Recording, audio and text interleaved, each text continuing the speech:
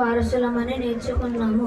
లూకాసు వార్త 15వ అధ్యాయంలో ధైర్యంగా తన తప్పును తెలుసుకుని పశ్చాత్తాపడిన తప్పిపోయిన చిన్న కుమారుడు గురించి తెలుసుకున్నాము.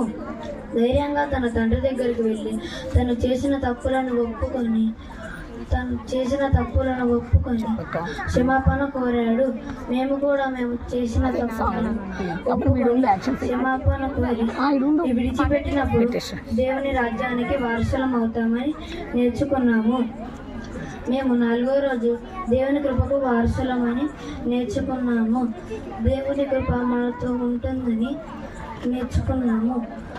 సింహపు బోనులో దానియేలుని వేసినప్పుడు దానియేలుకు అతని పరిశుద్ధాత్మ ఉందని తెలుసు. అప్పుడు మేము ధ్వని ద్వారా ప్రార్థన యొక్క శక్తి గురించి నేర్చుకున్నాము. మేము కూడా మాకు వచ్చిన భయంకరమైన పరిస్థితులలో దేవుని కృప మాతో ఉంటుందని నేర్చుకున్నాము. Thank you.